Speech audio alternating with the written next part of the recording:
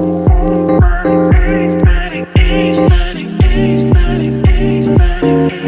everyone to episode 2 of season 2 of the Al Heron Talks podcast. I am beyond happy to have our good friend and really just one of the best agents out there, professional, positive, productive, all the things that we like at Monument Realty. But I've known him before Monument Realty, and he was all those things before then. We're talking about, of course, Mr. Brandon Small.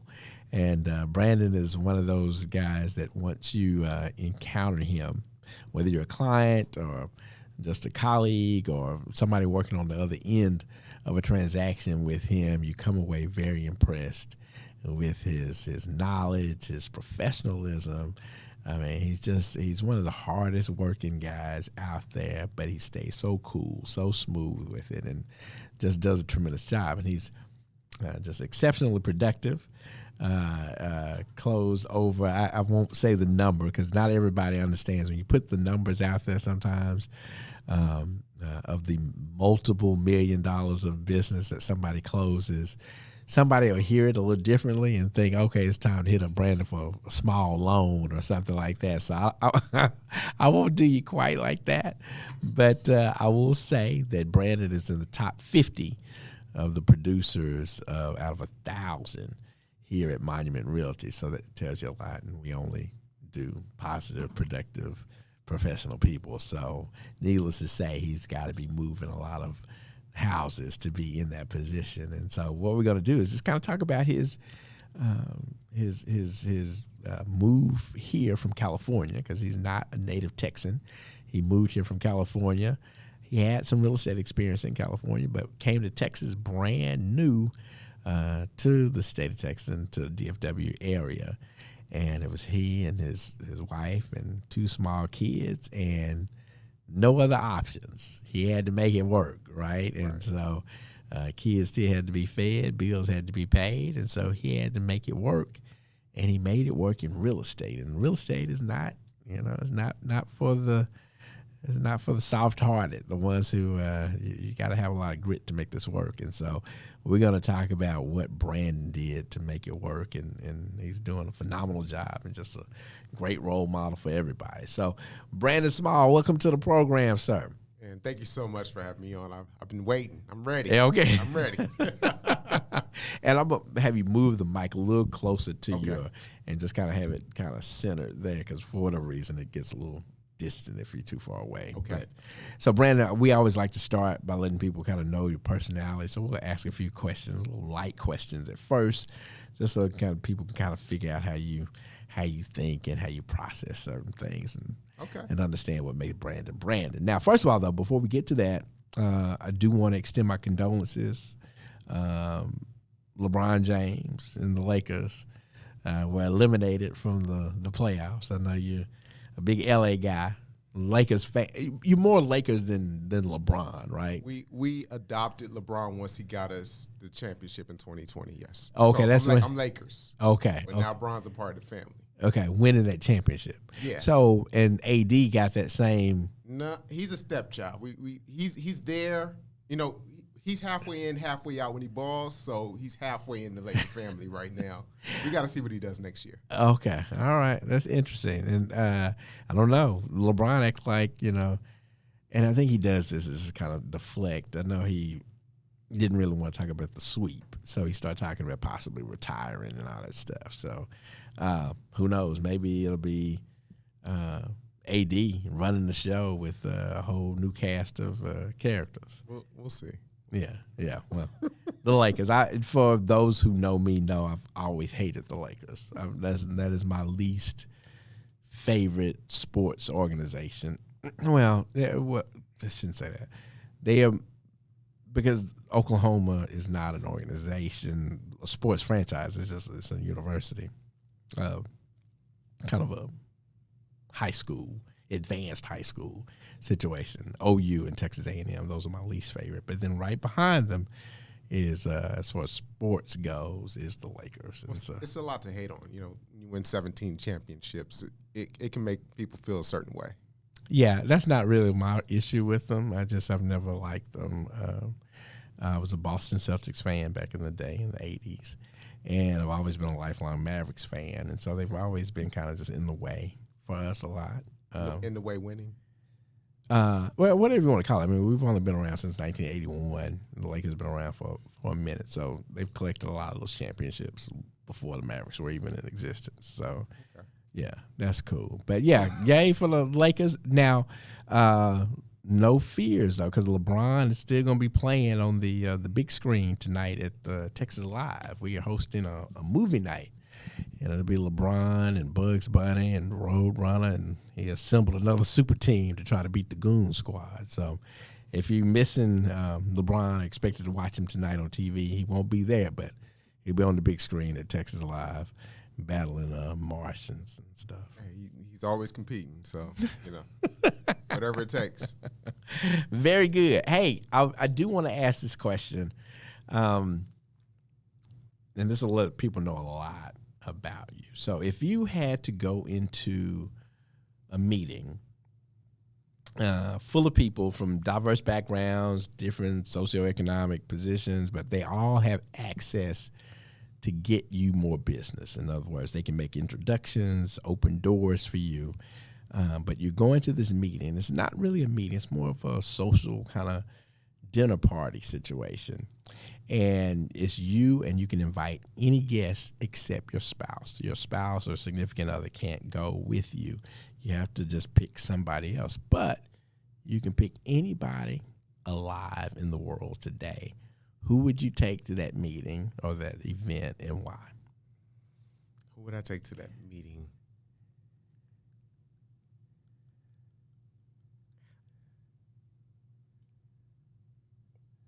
It's a lot of people. I'm trying to think. I would say probably, I don't think you can go wrong with Jay-Z. Jay-Z. Okay.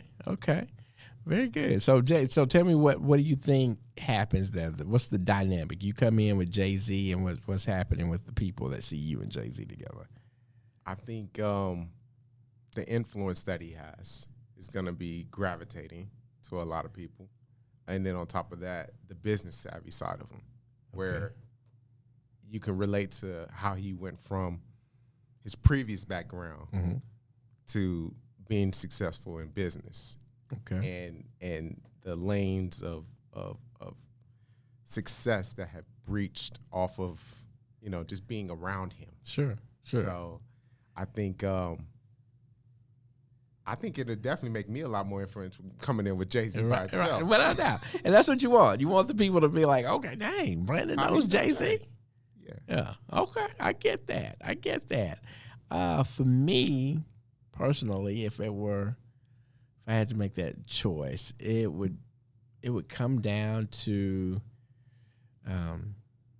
Barack Obama or Beyonce. I think Beyonce is a little more inaccessible. The former president of the United States is not the most accessible either. But I think most people would be extremely intrigued as to why I was there with Beyonce, what that relationship is. Yeah. Can they meet Beyonce? And I also think when they leave, so let's say you've got some older folks that don't even know, they kind of know Beyonce is not a big deal to them. Once they go home and tell their kids or their family that, hey, Al Heron showed up with Beyonce at this deal, everybody's going to wonder, well, okay, how did that happen? And they'll realize it's a big deal. Even if they didn't think it was a big deal, their family will make them feel like it's a big deal. And so then when I reach out to these people or have to call and ask for certain things or need help with something, they will want to talk to me, if for nothing else, to figure out how did I end up there with Beyonce, right? Absolutely. So I think she would be a little more beneficial in that setting than Barack Obama. Even though Barack Obama would be a great person to sit there and have a conversation with and meet other people, there will be some people who are a little political about it and won't necessarily believe or agree with his political stances on some things, and so that might be a detriment. But Beyonce, I think you can't lose. I wouldn't lose with Beyonce. Gotcha. Yeah. Now, on the flip side of that, if you were to go to the same party and needed to impress, but I had to saddle you with one guest, and you pick one of these three, but you're going to have to win business in spite of going to this party with this person. I can give you either Mr. Kanye West, Donald Trump, or O.J. Simpson. Who you going to the party with? Gosh, on that one, I'd probably say Trump. You would take Trump. Yeah. Okay. Explain that. I think you said get business in spite of? In spite of, that's true. So in other words, you're taking this person, they will be a little burdensome for you because they're going to be a lot of people looking at you like, really? But you had to pick one of them. Yeah. So you think Trump would be the... Well, Trump's a real estate guy. Okay. So if I'm doing real estate, I want the real estate guy. Okay. On top of that, U.S. is pretty much split on him, so I got a 50-50 chance on who I'm going to impress. Some people are going to look at me sideways. Some people are going to come to me. Okay. So that's how I look at it. You know, if I'm trying to do a real estate deal, then yeah, okay. I would do that. I didn't think about it like that. So, you know,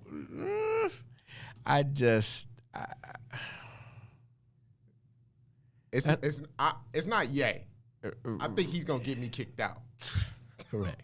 Kanye's going to say something. He's going to get me kicked out. Right. OJ, he's going to try to get me in prison. So I think Trump going to be Trump. Trump will be Trump. Kanye. So now, if you give me medicated Kanye, like you maybe didn't say that. You didn't give me that option of. Well, I didn't. I didn't give you that option. But let's say Kanye give was me college dropout Kanye. College dropout Kanye. I would take that Kanye. Yeah, yeah. But the slavery was a choice Kanye.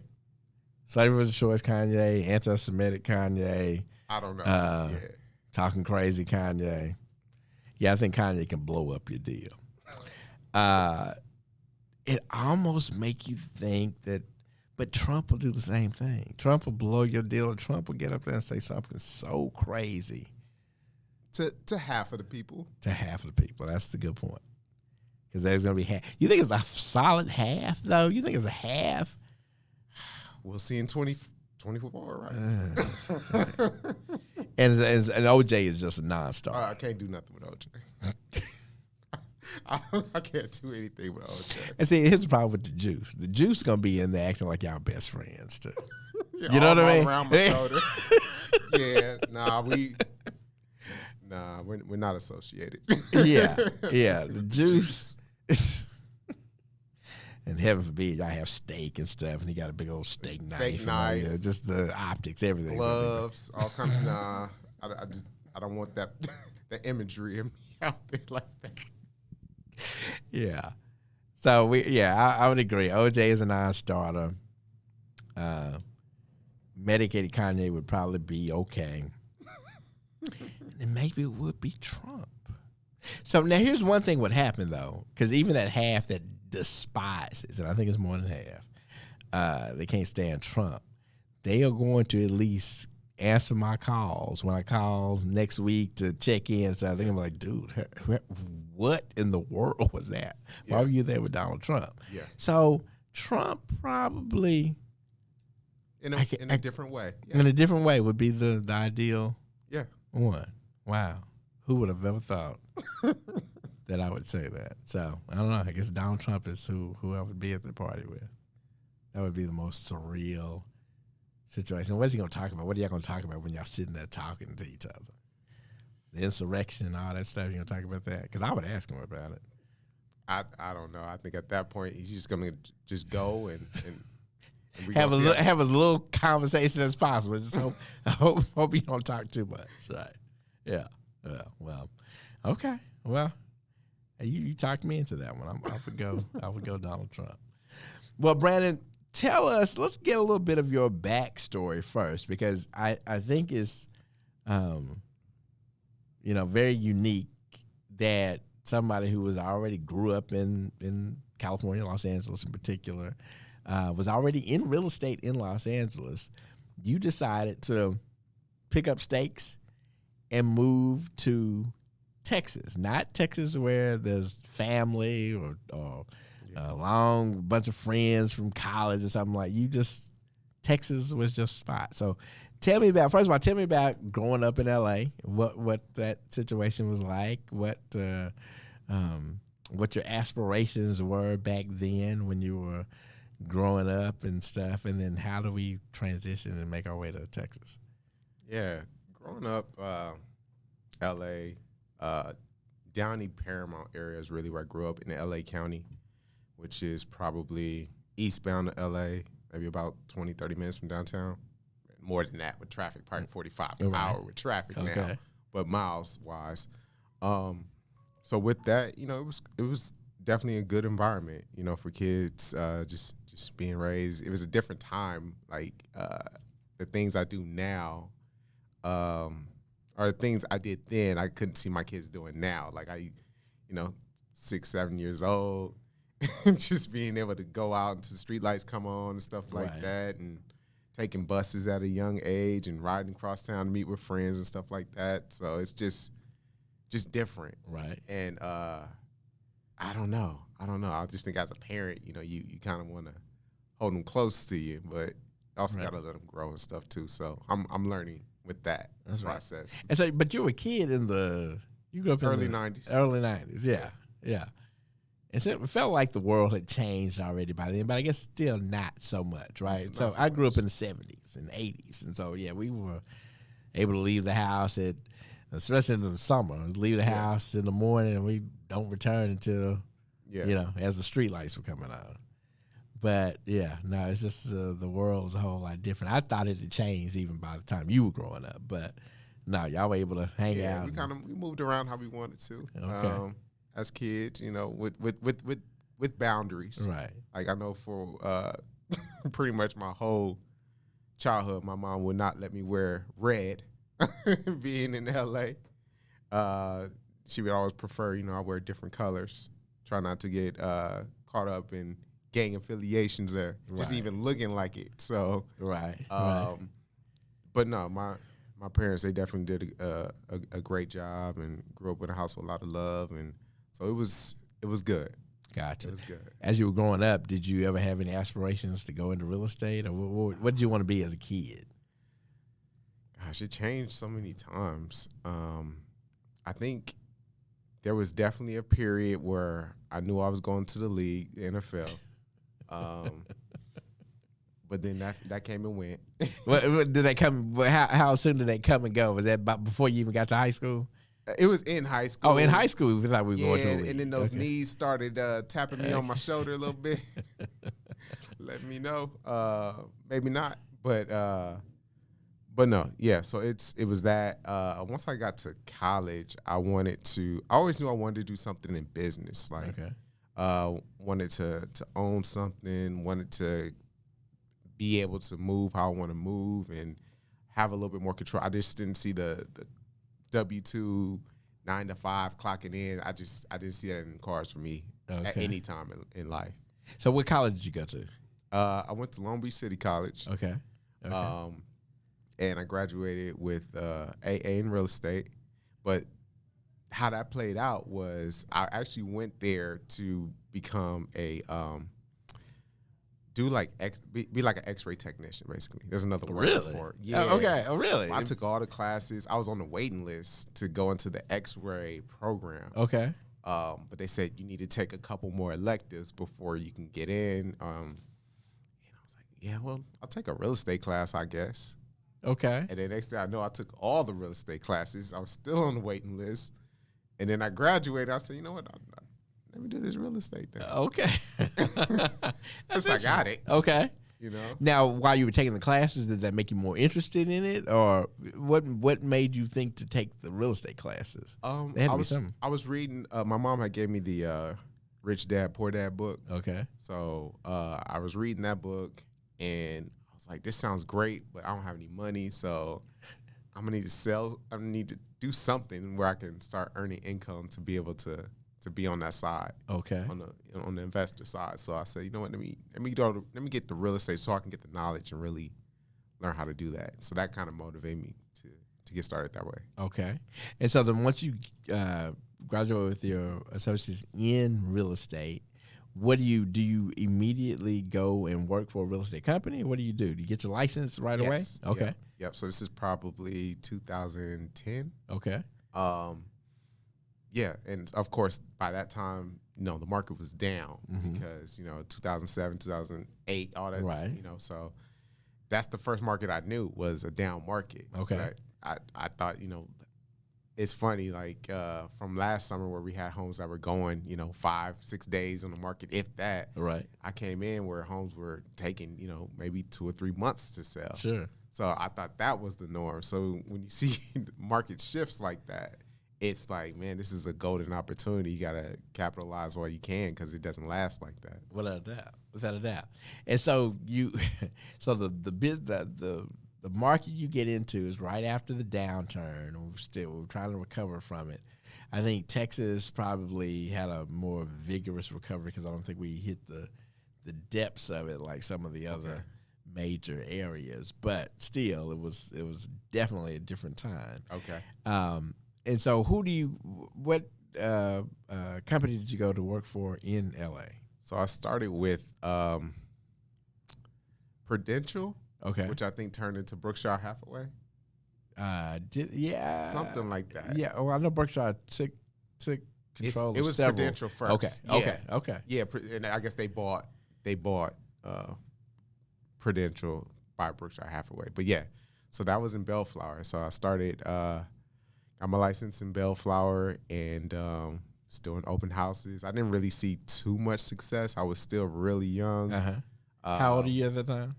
I got my license when I was 24. Okay. Yeah. Okay. Yeah. 23, 24. All right. So yeah, it was an experience trying to understand how this works. But I remember getting that first check and I was like, oh man, this is it. Okay.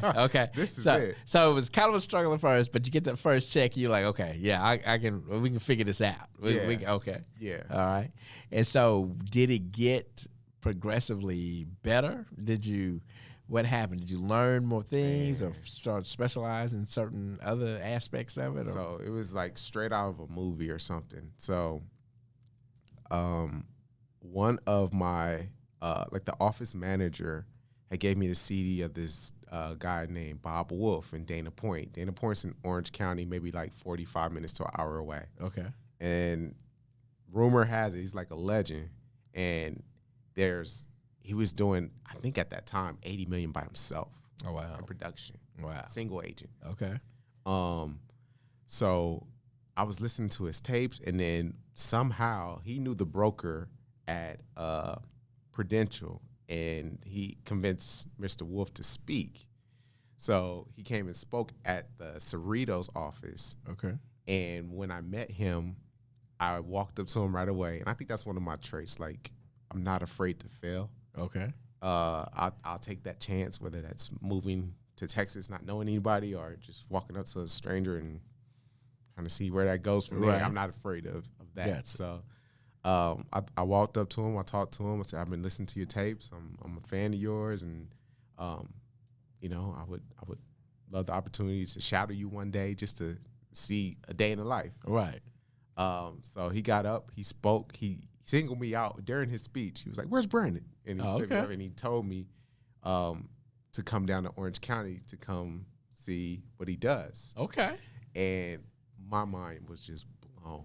Okay. I was like, so this is how you're supposed to sell real estate. So when you see me in my suits and changing my voicemails every day and the work ethic, waking up at 4:45, because him and I used to text at 5 a.m. Sometimes, we still text, but maybe not as early as that anymore. But during the time when I was with him, I got it from him.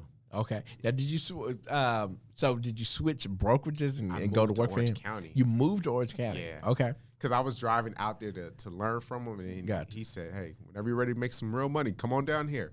Okay. I was like, "Is he serious?" He was like, "I got a desk for you. Come on down." Okay. So I told my girlfriend at the time, Giovanna, and she was like, "Yeah, let's do it."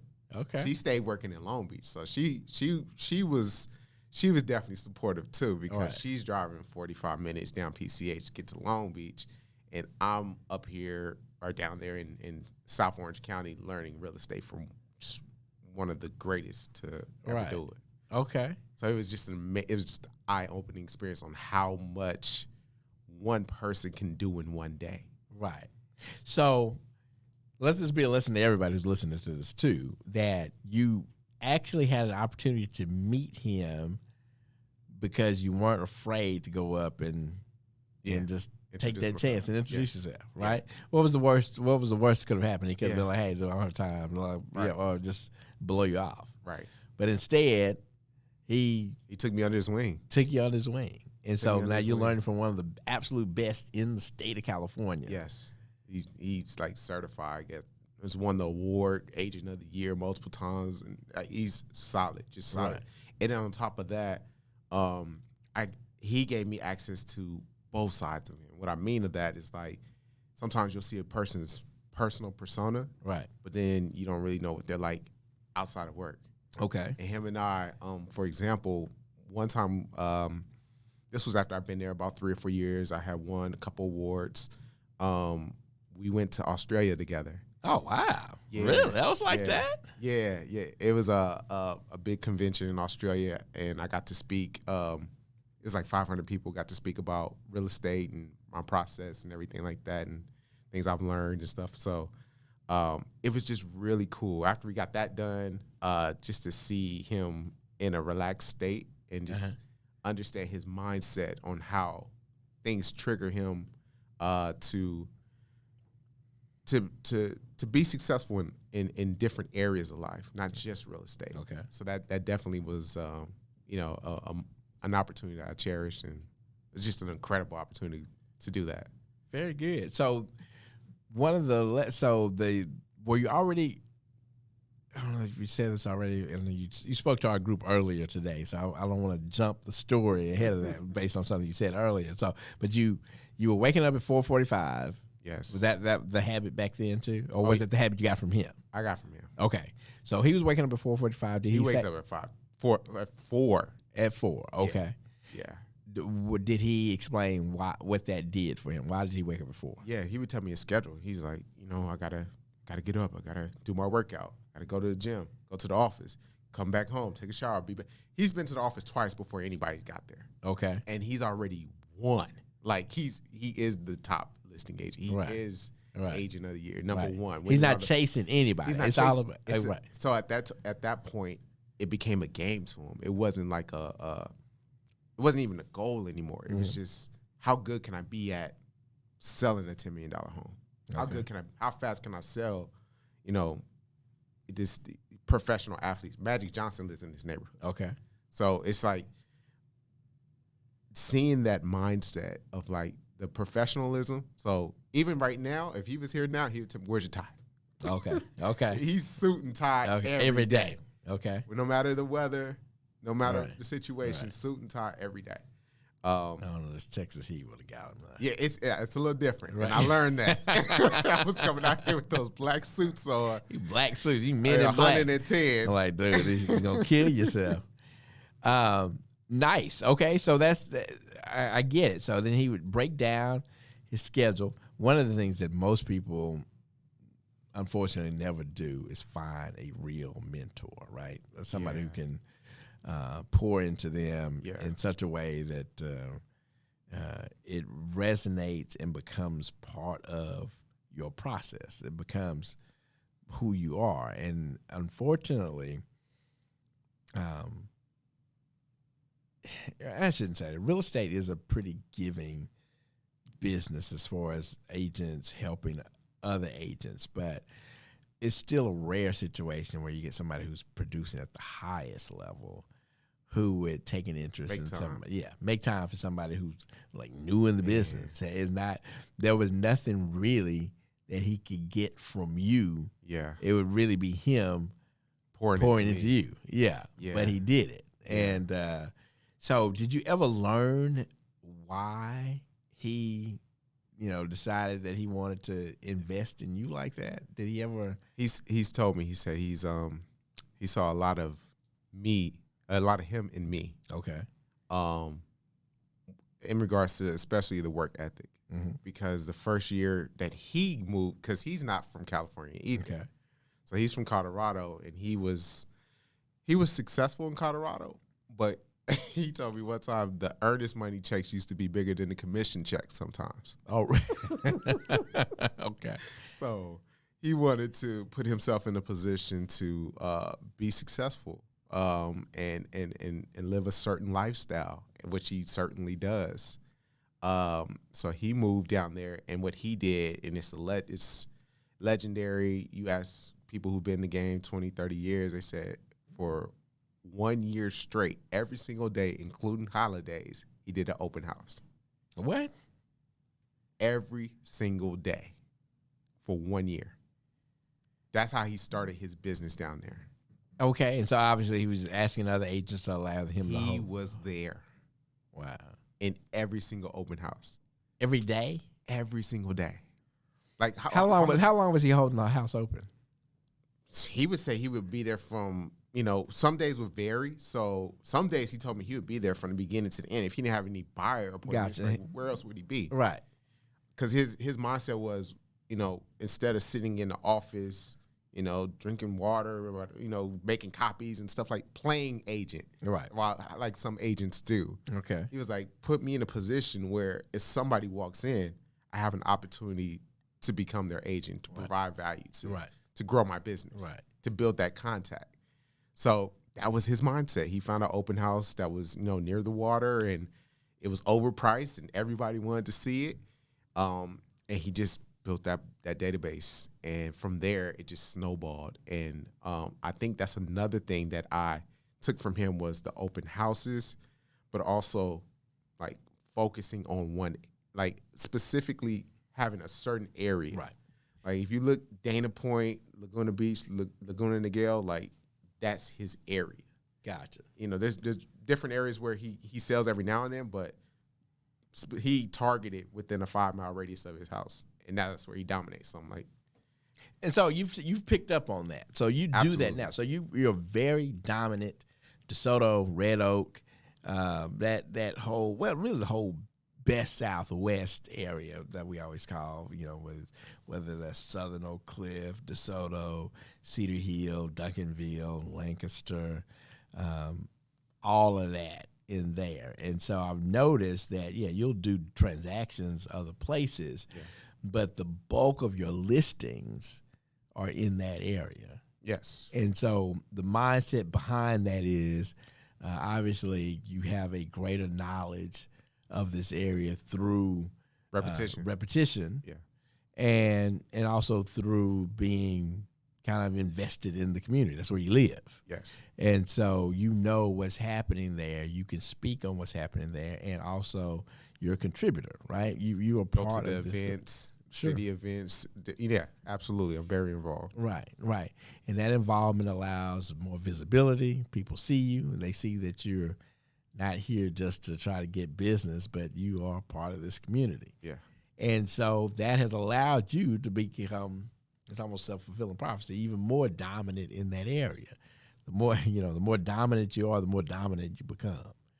And you've really honed in on that and decided that, that was going to be your spot. You were going to plant your flag there, and they were going to know you in that part of the Metroplex. Yeah. So, and that was by design too. So just to finish off on the California side of it, what I had to do was really, once we got to a stage, and the business in California was actually like, I finally got it to where I wanted it to be. It was like, it was consistent, good price point, good database. But we came to the point where my wife and I we just fell in love with Dallas. Okay. We just did.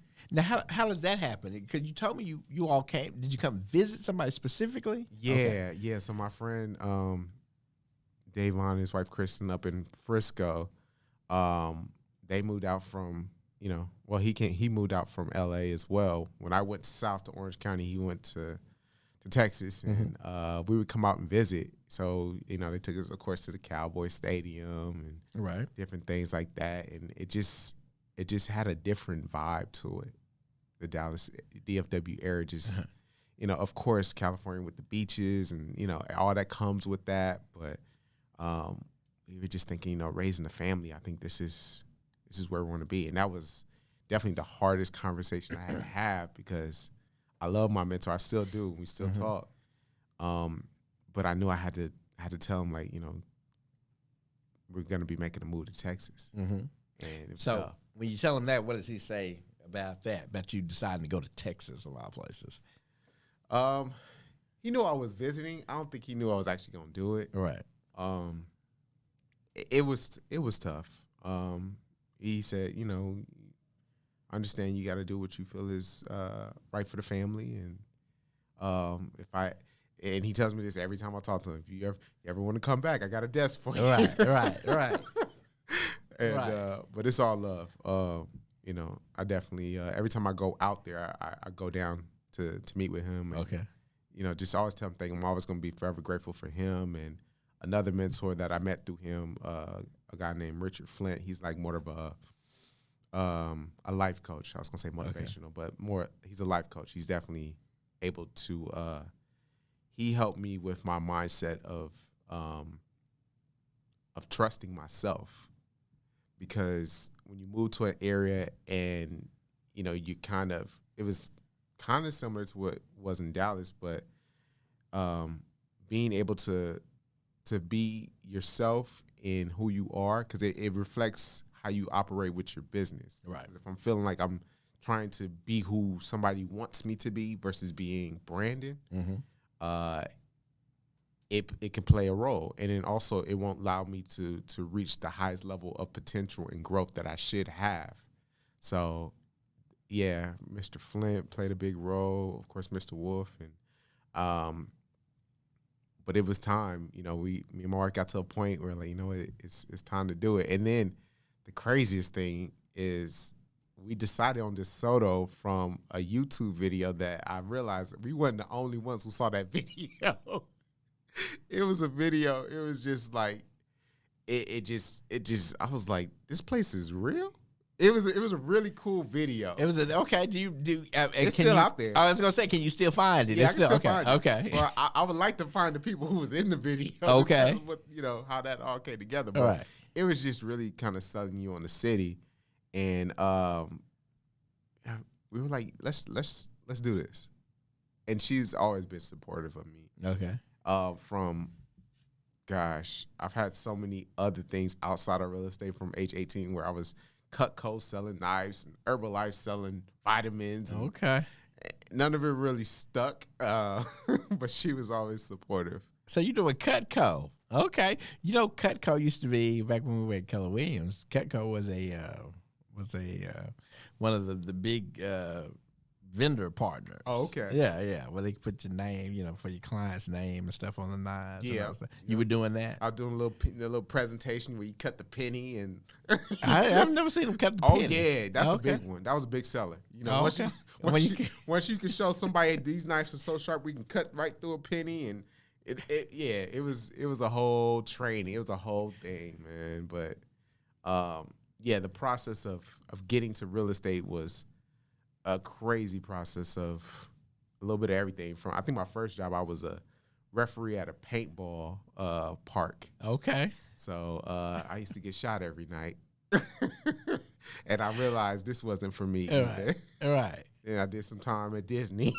Oh, did you really? I was a greeter. Okay, well, I saw you when you had that Kobe Bryant get up on that uniform, and you had like a big pirates ship. The little steering thing. Yeah. What do you call it? That's not a steering thing. What do you call it? Like the wheel. Yeah, the wheel. Was that at Disney? No, that was on the family cruise. My parents allowed me to. Let you do that? Dress like that on the cruise? Yeah. Oh man! And I'm sure I'm gonna have those type of moments with my son. So I got to give him a little bit of grace. But you got to realize, early 2000s, everybody's wearing 2X, 3X shirts. Yeah. That was the Nelly headband. Yeah, you had all that on. Band-Aid, the gloves, the gloves. I don't remember the gloves. Yeah. Oh, yeah. We used to wear baseball gloves just to. Yeah, but y'all did crazy stuff in L.A., though, because that was home of the Jerry curl, too. Y'all broke that Jerry curl out before everybody else. I missed the Jerry curl stage. Well, I'm glad you did. I'm glad you did, but I bet your dad had one. I'm sure he did. Yeah, he actually did. Yeah. He would have been of the age, because California's different on that. Yeah, they were quick to embrace that Jerry curl and those. I mean, just it was a different time in life. Right. The outfits and stuff, everything was just a little bit different. We were trying. I don't know what y'all were doing really. It looked like it was. I don't know, but yeah. It was a different time. But yeah, California. So that's why you were looking like that. So you had on the whole Laker uniform, but you had the Nelly cap on, and I don't remember the gloves though. I think that was another photo. Good. Same cruise, different photo. Okay, good. I'm glad I never saw that one, because we might not have hired you at K. I wouldn't have got through the seals and all that.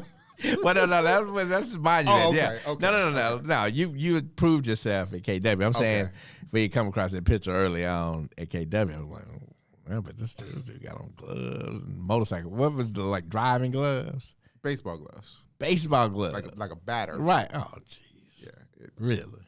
We Wow, that's crazy, man. But we set trends too. So I mean, y'all thought y'all were, and people were following those trends. People were doing that. I will say this: I never had a Jerry curl. Right, my dad was not. Were you able to? Okay. I'm curious. Yeah, I had a fro at one time. Okay. Yeah. Oh yeah. No. This didn't happen until later in life. Probably after college it started getting a little thin, and we just went on and cut it off. But so no, I could have. I had a fantastic. Fantastic was that middle ground where it was dry. It wasn't wet. Y'all were rocking those wet curls. No, it just looked wet. No, they were wet because y'all was staining up stuff. That was on the movies. No. You talking about let your soul glow? Yeah, y'all letting your soul glow. Y'all messing up the headrests on your cars and your pillowcases and all that stuff. Y'all real drippy, right? I guess they were. Yeah, but you were born a little after that. But yeah, that's the kind of stuff y'all were. Especially y'all. California, y'all was setting black folks back a little bit back in the day. But anyway, we digress. So you make your way to Dallas, and you told me and now we know that DeSoto was because of that video. Now, did y'all get to DeSoto on the basis of this video? Yes. When you get to DeSoto, does DeSoto match up to the video? Y'all good with when you get to DeSoto? You like, dang, did we get bamboozled, hoodwinked, led astray? No, I wouldn't say it was 100% match, but it was close enough. Okay. Because I had never experienced seeing black people in a position of power. Okay. On a regular basis. Okay. Black judges, black city hall, black mayor, black. Gotcha. I've never seen that. Gotcha. And it wasn't just based on that, but it was definitely I wanted to be in a place where I felt like I could be myself, be comfortable in my own skin. Gotcha. And also see people doing positive things too. Gotcha. So yeah, it was a little bit of combination of both, plus just the overall Texas lifestyle. I felt like there were just so many, and there are so many different things to do with the family or the wife, and it's just been a really good experience. Gotcha. Okay. So you get here, you don't have a base of, you don't have a sphere of influence here, but you got to make it because you get here. Your wife was she working when y'all? Did she get a job here when y'all first got here? Not right away. Right. So it was on you. Yeah. And these two kids, and you decide to go the way of real estate. You didn't do another job and try to do this part-time. You were saying, hey, look, I've done this. Yeah. I've done it here in Texas, but I can do this. What gives you the confidence, and then how do you set up your day to try to figure a way to be successful at this in a brand new place? Yeah, well, the confidence really came from my friend and my wife telling me over and over and over, you can do this in Texas, right? I was like, I don't know, because it was just, I wasn't 100% sure that I could because, you got to get a whole different license. It's different rules. It's all kind of, so it's like starting over. And I felt like this would be my third time starting over in real estate, or my second time starting over in real estate, because I had, started in LA, moved from LA to Orange County, had to start over, moved from Orange County to Dallas, had to start over. So I'm like, I was really kind of hesitant on that. But once we finally made the decision, it was just, hey, it's sink or swim, and we ain't sinking. So what y'all, before coming, did y'all just try to save up a little something and just say, make the move? I think we had maybe 2 or 3 months. It wasn't like 2 or 3 years. Yeah, right. We had a couple months to figure it out. Okay. So that's exactly what we did. We kind of like just got focused. And then I believe at that time we only had one car. So we were making, it was a struggle. It was literally situations where my wife would drive me to the open house. I'll set up. She'll take the car, go take the kids. I'm done with the open house. She'll get the kids, come back, pick me up at the open house, then we'll all go home and eat and stuff like that. It was weird. It was definitely a situation that happened. I want to say it was like January 23rd, because it's one of the moments where you just remember. Of 17, which is, or no, 18, because I moved out 17, of 18. And I was just like, did I just make the biggest mistake of my life? Leaving this Orange County, selling $1 million homes, average price point. It was just to come here, to start over. My money's getting low. Did I just make the biggest mistake of my life? And I was like having an anxiety attack. And you remember January 23rd, 2018. Yeah. Wondering what in the world did I just do? Yeah. So how do we come off that edge? How do we not? what brought you back? Too. Yeah. That's when I called my life coach, Mr. Flint. And it just so happened, he gets different speaking arrangements around the U.S. And he had one in Grapevine at the Gaylord. Okay. So met up with him, got a chance to talk, got a chance to breathe, and just really focus on, thinking long term, thinking about my why, thinking about the goals I want to achieve in life, and really being in a position to assess everything. And it's a process. It's not, there's no overnight success. You definitely got to really, if it's something that's important to you, you gotta fight for it. You gotta keep going. You gotta fight through adversity. Right. And that's what I did. Okay. That's what we did. Right. It was all 4 of us were going through adversity that first year. So where do you get your initial clients? So when you get here, you don't have that sphere of influence. So where are your clients coming from initially? Initially, started out, as soon as I get my hands on some open house signs, start doing open houses. Really because that's what I was doing in California that I had good success with. Being able to meet people, being able to connect with them, get their contact information, show them I'm a professional, and just really doing that. So initially, when I first came out here, I remember doing open houses very frequently. I think my first really good open house I got as a referral. I think I might have got the referral from you on a house in Cedar Hill, and I was working that thing every day. Maybe maybe not. Let's say this: at least 3 to 4 times a week, I was doing open houses there. Okay. So, now, and what you pointed out to us in a previous deal, a little session we had earlier, is that while you were in California, the process there was you guys were having open houses on across the week. It was like that's Tuesday at 2. Those were the serious people show up then. Yeah, but also I think another thing you got to factor in is like the lifestyle of the people who lived in those areas. True. A lot of them are already set financially, so they're most likely not working during the week. Gotcha. So they're on the way to the beach, or they're buying a second home in California for business or something like that. So it was definitely played a role. And I think the main thing that I had to adjust to here in Texas was really getting that vibe of when do people come and what are they expecting and what other agents aren't doing. Right. So I can do that. Gotcha. And that kind of helped me build up the database. Gotcha. Okay.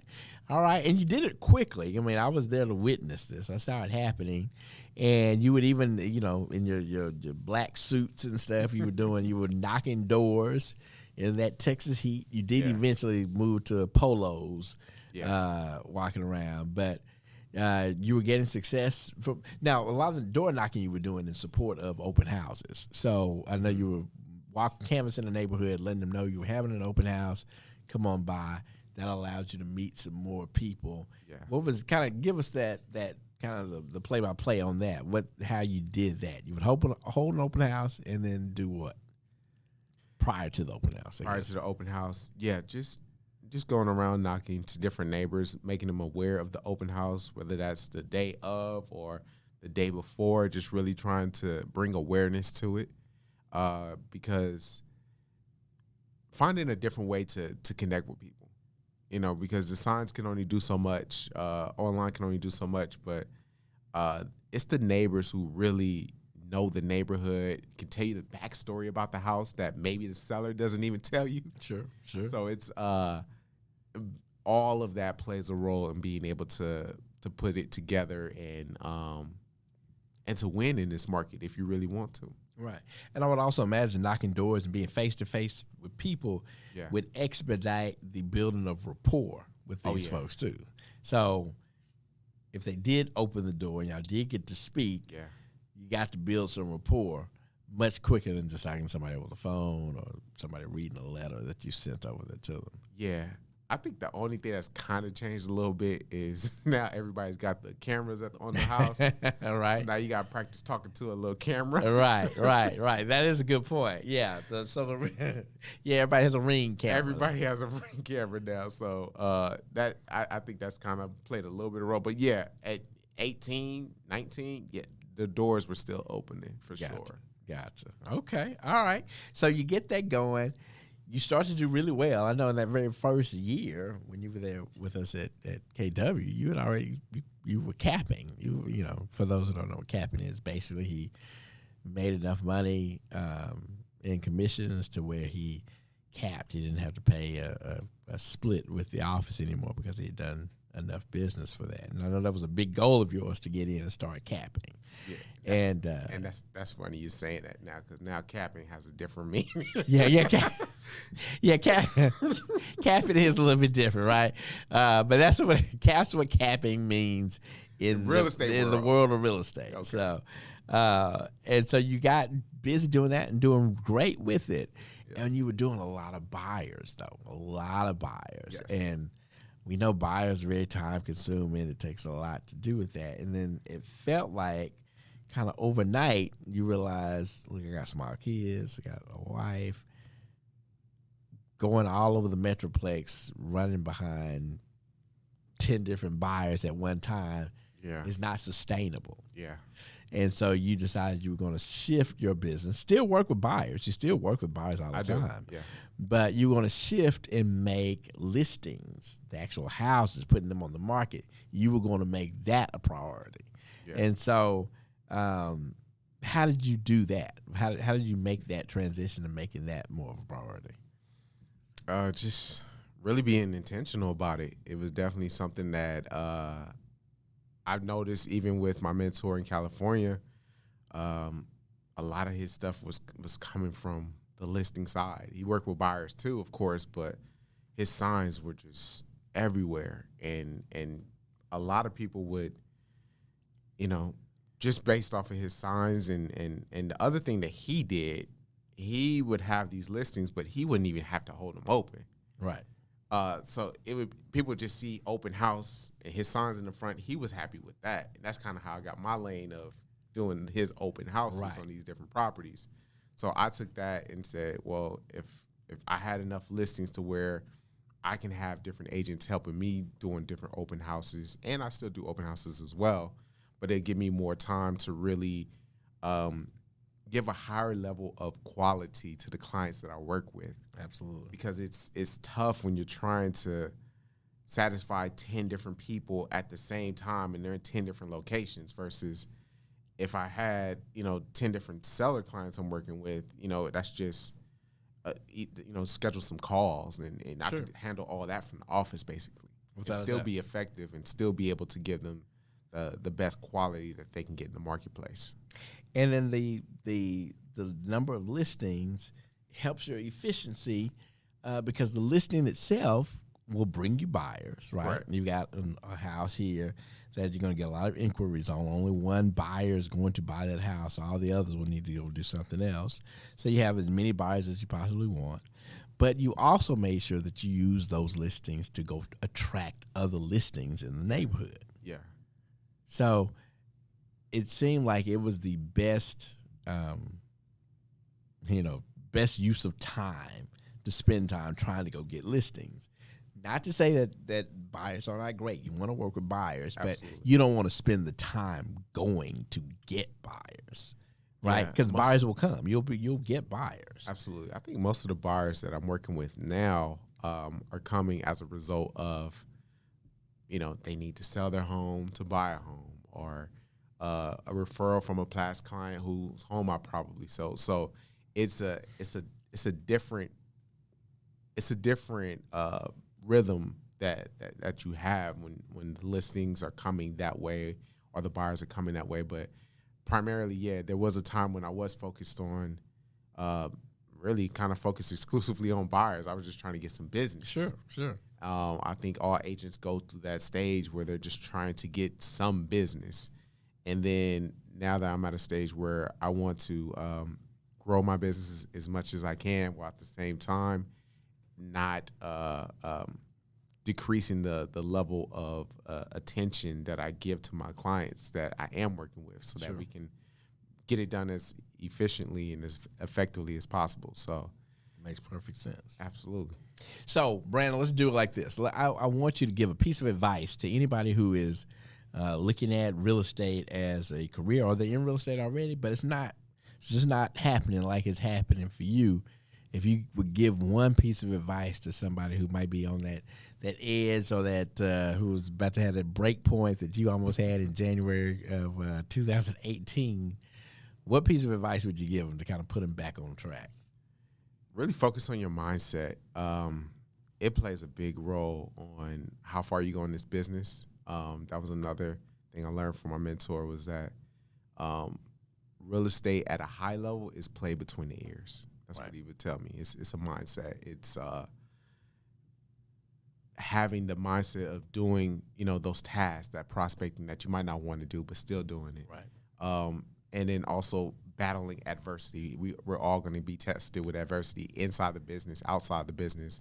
But being able to really have that Mamba mentality of, I'm going to do what I need to do to be successful and grow my business and help my clients get the best possible outcome. And that's how I approach the game of real estate as well. I like it. I like you approaching it with that Mamba mentality. So Kobe Bryant, one of the few Lakers that I could tolerate. Kobe was a great, even more so. I got to appreciate him more after his passing as we learned more about him, and that whole Mamba mentality of his that was, so driven, so focus driven, right? Yeah. That whatever goal, whatever he had in mind to try to accomplish, that was it. He was focused on it. Very much like a Tiger Woods in his prime and that kind of thing. It's just like, this opportunity is here. Yeah. And whatever I got to do to take advantage of the opportunity, I'm going to do it. And so I see that in you. I see that work ethic. I would say, if there's anything I've learned from you that I would like to pass on to others who are trying to do this, is the work ethic has to be consistent and always on 10, right? You can't, so for somebody say, well, I'm busy, I'm doing this and doing that. Well, if you're kind of half doing whatever you're doing, the results won't be there. And what I've noticed from you is that you go all in and stay all in, right? and I think that's a big difference between, some agents who do okay, or one day might do okay, than the ones who are really killing it. And you have that. Also, Brandon, I know you are busy. You're also a member of our talent acquisition team. And Brandon's, one of his roles in that position here at Monument Realty is to go try to attract other agents like himself, or those who have the potential to be like Brandon Small. We want positive, productive, professional people. And so if any of you are out there like that and you kind of want to know more about Brandon, more about Monument Realty, and really just need to get that business engaged, Brandon, is there a way for them to contact you? Absolutely. I'm on pretty much all the social platforms. I'm on TikTok, but don't TikTok me. I don't know. I don't know how that works.